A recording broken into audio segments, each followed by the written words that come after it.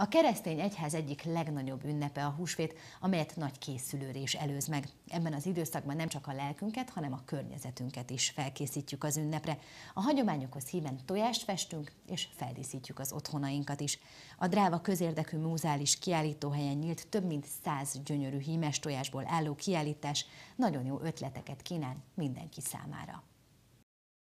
A húsvét az egyik legfontosabb ünnep a keresztények számára. Ennek köszönhetően Magyarországon is számos szokás, hagyomány alakult ki, és maradt fent ezzel kapcsolatban. Húsvét vasárnap inkább az egyházi szertartásokhoz szorosabban kötődő szokások és hiedelmek dominálnak. Az ünnep másodnapján pedig a népszokások és a családi vendégségek vannak főszerepben. A húsvétot megelőző időszak is nagyon fontos, hiszen ilyenkor felkészülünk az ünnepre. A városban és a település részeken is számos olyan program várja az érdeklődőket, ami ötletet ad az ünnepi készülődéshez. A Dráva kapu bemutató központ is kézműveskedésre hívta a kicsiket és a nagyokat. A húsvétváró programon az odalátogatók megismerkedhettek néhány olyan technikával, amit akár saját maguk otthon is elkészíthetnek, hogy ezzel is hangolódjanak az ünnepre. A Dráva közérdekű múzeális kiállítóhelyen is húsvéti hangulat várja a látogatókat. Gyönyörű hímes tojásokat nézhetnek meg az érdeklődők. A több mint 100 tojásból álló gyűjtemény igen inspiráló lehet a készülődéshez. A kiállított tojások mindegyikének külön története van, és alkotójuk nagy múlttal rendelkezik a húsvéti szokások terén. Én gyerekkoromban nagyanyám utasítására mentem locsolkodni. És föl lett írva, hogy kihez kell elmennem. Nekem annyira megtetszett ez a dolog, hogy szívesen mentem volna máshova is, de mondta a nagyanyám, hogy azt nem illik. Úgyhogy akkor, amikor már családom lett, saját családom lett, akkor én döntöttem el, hogy hova megyek locsolni, és ezt nagyon élveztem. Akkor született egy lányom, és jöttek hozzánk locsolni. És nálunk csak fiúk vannak a családban, úgyhogy be kellett szállnom a tojás készítésbe, hogy legyen ajándék tojás. Így kezdődött az első próbálkozás gyakorlatilag a tojásfestéssel, de még akrilfestékkel.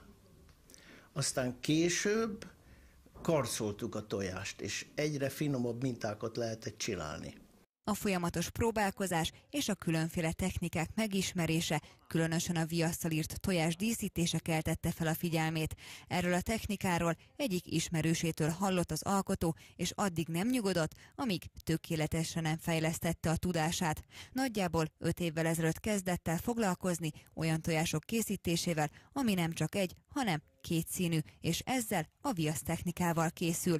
Alapjáival 3 technikát. Egyszer csinálom azt, hogy a festett tojást megkarcolom, ez az egyik. Aztán csinálok ilyet, hogy megírom viasszal és megfestem, és akkor csinálom a 2 színű technikát, aminek az a lényege, hogy megrajzolom, megfestem, lezárok bizonyos részeket viasszal, újra festem, és utána ezt a viaszt letörlöm. Egy évben általában 100 darab tojást fest meg a tanár úr, amiket már ősszel elkezd, hogy elkészüljenek húsvétra. A már kész tojásokat elajándékozza. Minden évben csináltam. Tehát nálunk nem lehet a tojást föltörni, nálunk csak kifújt tojás megy a konyhába, és a kifújt tojásokat elrakom, és akkor abból csinálom. És a legszebbeket megtartottam. A többit pedig elajándékoztam. És az ajándék nekem az, amikor kiteszek 10 tojást, és mondtam az illetőnek, hogy választhatsz 3-at, hoztam neked ajándékot, és nem tudja, hogy melyiket válasszam, mert mind olyan gyönyörű. Ez nekem az ajándék. A locsolás manapság is hagyomány. Azok, akik kedvet kaptak a tojásfestéshez, a héten elsajátíthatnak néhány technikát a Dráva közérdekű múzeális kiállítóhelyen a hét első felében. A tojásfestésről és a technikákról Légrádi György mesél majd az érdeklődőknek.